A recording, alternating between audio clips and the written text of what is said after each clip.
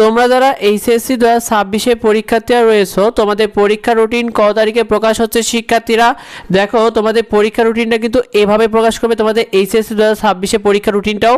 তো তোমাদের এইচএসসি 2026 পরীক্ষা রুটিন তোমাদের এইচএসসি ফর্ম ফিল আপ শেষ হওয়ার পরপরই মূলত তোমাদের পরীক্ষা রুটিনটা প্রকাশ করা হয়। তোমাদের পরীক্ষার ফর্ম ফিল আপ কিন্তু বিলম্ব ফি বা জরিমানা সহকারে 18 মার্চ পর্যন্ত ফর্ম ফিল আপটা চলবে তোমাদের।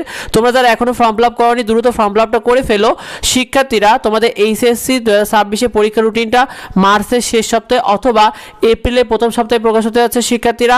কারণ ঈদের আগে তোমাদের পরীক্ষা রুটিন প্রকাশ হওয়ার সম্ভাবনা অনেকটাই কম, কারণ এর মূল কারণ হলো তোমাদের ফর্ম ফিল আপই চলবে 18 মার্চ পর্যন্ত, আর তারপরে কিন্তু ঈদ আসবে। তো ঈদের কারণে, ঈদের ছুটির কারণে কিন্তু তোমাদের ফর্ম ফিল আপটার পরে তোমাদের কিন্তু রুটিন প্রকাশ করতে একটু দেরি হবে। সেক্ষেত্রে মার্চের শেষ সপ্তাহে অথবা এপ্রিলের প্রথম সপ্তাহে তোমাদের রুটিনটা প্রকাশ করা হয়ে যাবে। আর প্রকাশ করা মাত্র আমরা তোমাদেরকে জানিয়ে দেবো শিক্ষার্থীরা।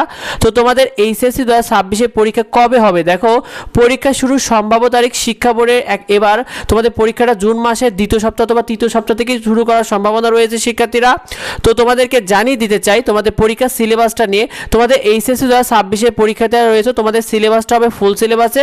আর যারা 25 সালে ফেল করা বা মান উন্নয়নের শিক্ষার্থীরা রয়েছে, তোমাদের কিন্তু শর্ট সিলেবাসে পরীক্ষা হবে শিক্ষার্থীরা। অনেক কলেজে দেখা যাচ্ছে যে তোমাদের পরীক্ষার যে ফর্ম ফিল আপের অতিরিক্ত ফি আদায় করা নিয়ে ইতিমধ্যেই কলেজের শিক্ষার্থীরা কিন্তু এই বিক্ষোভ করছে। অনেক জায়গাতে দেখা গিয়েছে, অনেক জায়গায় কিন্তু এই ধরনের সমস্যার কথা তুলে ধরা যাচ্ছে শিক্ষার্থীরা। তোমাদের কলেজে যদি অতিরিক্ত ফি নিয়ে থাকে কমেন্টে আমাদেরকে জানিও।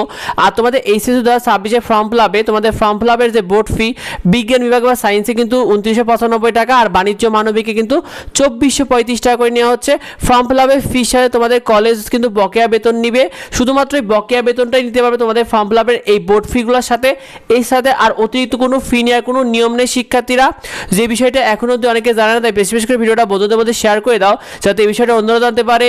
তো যদি কিছু জানার থাকে অবশ্যই ভিডিওতে কমেন্ট করে নিয়মিত সাজেশন, ফ্রি শিট এবং নিয়মিত আপডেটগুলো আমাদের চ্যানেলে পেয়ে যাবে। সেগুলো পেতে সাবস্ক্রাইব করে রেখো এবং আমাদের ইউটিউব ফেসবুক পেজকে ফলো দিয়ে রেখো। দেখা হয় পরবর্তী ভিডিওতে। ধন্যবাদ সবাইকে।